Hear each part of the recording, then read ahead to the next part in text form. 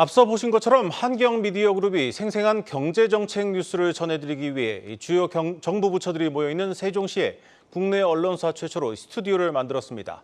앞으로 이 세종 스튜디오를 통해서 깊이 있고 다양한 경제정책 컨텐츠들을 전달해드리겠습니다. 시청자 여러분들의 많은 관심 부탁드리겠습니다. 그럼 바로 오늘 문을 연 세종 스튜디오 연결해 보겠습니다. 박성환 기자. 네, 세종 스튜디오입니다. 네, 박 기자, 오늘 전해줄 첫 번째 소식은 무엇입니까?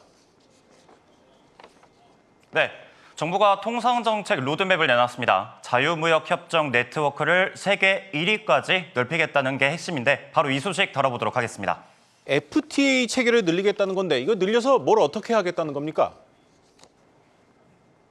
예, 먼저 정부 목표는 5대 수출 강국 도약과 통상 네트워크 90% 달성 두 가지입니다. 이를 통해 글로벌 무역의 허리가 되겠다는 각오인데요. 글로벌 경제운동장이라 불리는 FTA를 전 세계 GDP의 90%까지 확대하고 글로벌 사우스와의 협력을 키워서 수출이나 생산기지, 공급망 다변화의 거점으로 만듭니다.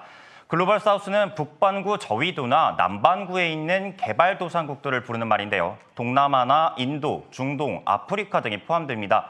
정인교 산업부 통상교섭본부장이 오후 3시 세종청사에서 브리핑을 가졌는데요. 정 본부장은 발표 시점에 대해 고민을 많이 했다면서 미국의 대선 구도가 확정되면 발표하는 게 좋겠다고 판단했다, 이렇게 설명했습니다.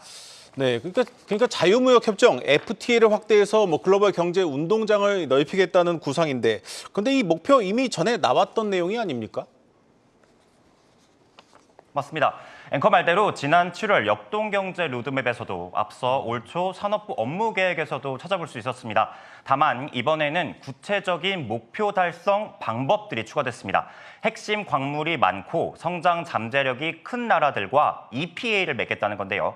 EPA는 FTA보다 시장 개방은 덜하고 산업협력에 무게를 두고 체결됩니다.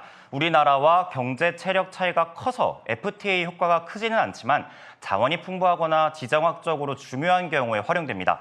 정부는 세계 10대 자원부국인 몽골을 비롯해서 파키스탄, 방글라데시 등과 협정을 맺어서 서남아 통상벨트를 만들 계획입니다. 추가로 탄자니아, 모로코 등과도 협상을 추진해서 아프리카 대륙의 협력 기반을 만듭니다.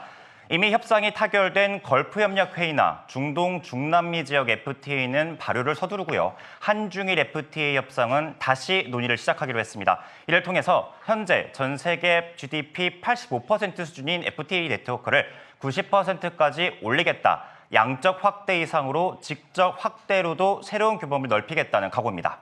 네, 무슨 내용인지는 잘 알겠습니다. 그런데 전 세계적으로 이 보호무역 바람이 거세고 이제는 이 다자통상의 시대가 끝났다, 이런 분석까지 나오고 있는 상황인데 FTA건 EPA건 좀 효과가 있겠습니까?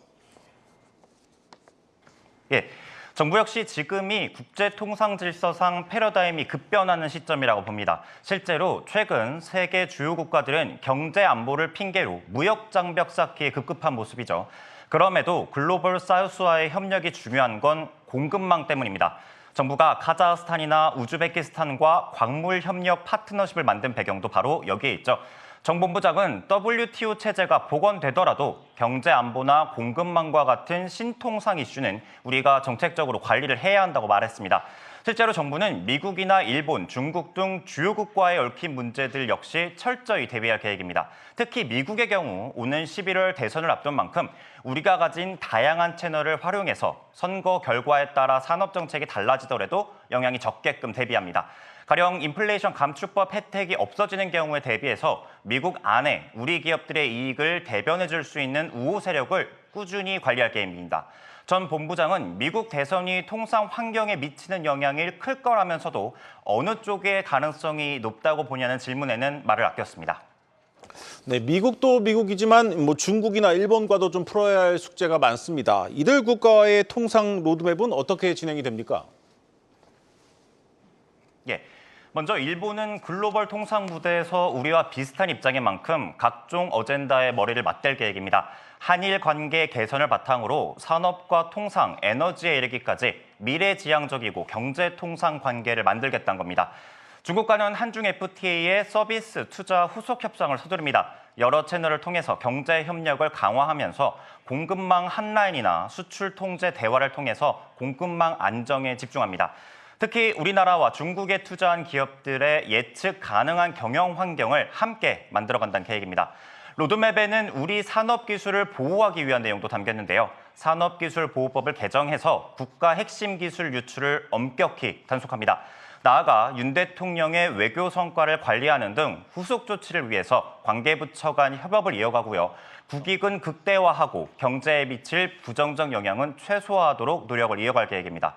지금까지 세종 스튜디오에서 전해드렸습니다. 네, 잘 들었습니다. 세종 스튜디오에서 박승환 기자였습니다.